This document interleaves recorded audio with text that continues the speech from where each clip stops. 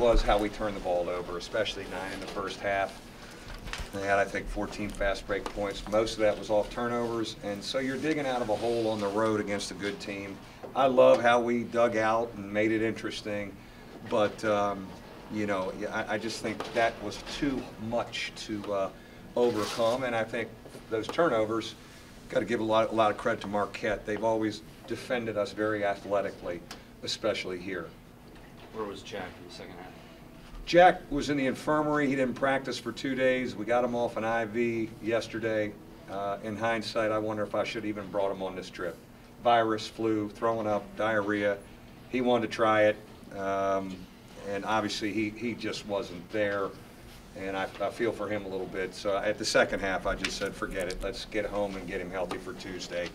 I do, you know, bright spots. Boy, I love what Zach August gave us. Man, he continues to, you know, show us some things, and you know, but they were really good. They, you know, it was kind of a catch-22. You know, you're worried about them in the paint, and then they're making threes in the first half too, and it's, you know, it's kind of hard to figure. But you know, I know we like to get some of those leave our feet passes, because most of them were deflected for some buckets on the other end. As much as Jack's, how much does that disrupt your rhythm? Change it, yeah, it does. It changes. I mean, he's our warrior, man. Especially against an O'Toole and a Gardner, you want to have Jack Cooley. You want to have that guy.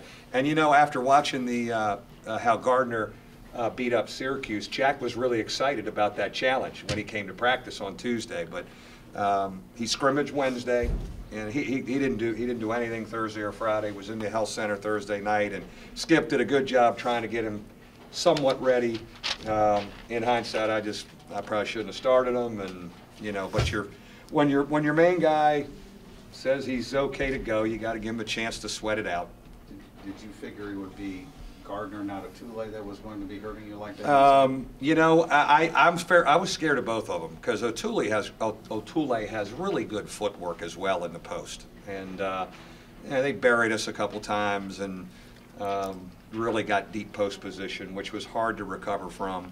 A couple times we played pretty good post defense, and it was such a good night for them.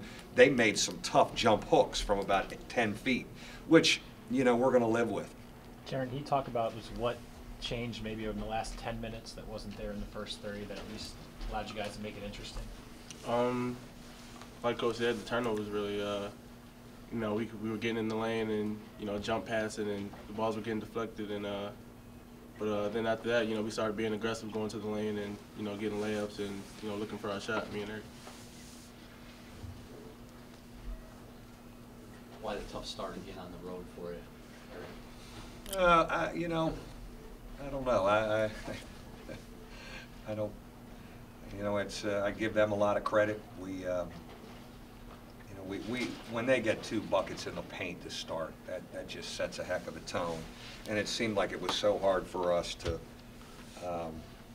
score. How many road games do we have left?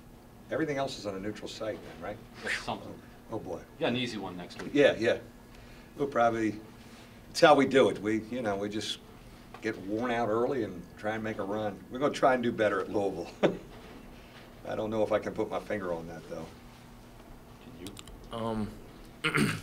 I think, you know, with them coming out scoring quickly 2 times in a row, I mean, it's tough, especially on the road. That's something that I think we have to, you know, be better at. I think the last couple times on the road, people have scored right away off the tip. I mean, their first possession, they've scored on us, and I think we have to do better at that. I mean, it's like just like mentally, you know, it kind of hurts you a little bit being on the road and being scored on, you know, so easily. So that's one thing, and then kind of carried over to the offense side of the ball. You know, I think they did a good job of scouting us, knowing that Jerian and I usually get in that, you know, in the lane right there, and usually do dish it off. So I think, you know, we didn't make that adjustment until the second half of actually just going up and shooting it, or you know, just being more aggressive in the second half.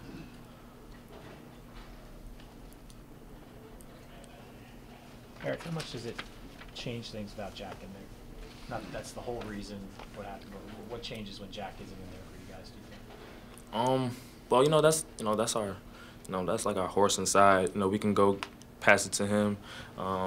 you know, when they're doing a good job up top, and he can go get a basket for us.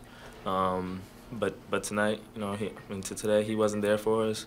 You know, so it made it a little different. We had to use the ball screen a little bit more, do a couple different things. But you know, we did a good job adjusting in the second half a little bit.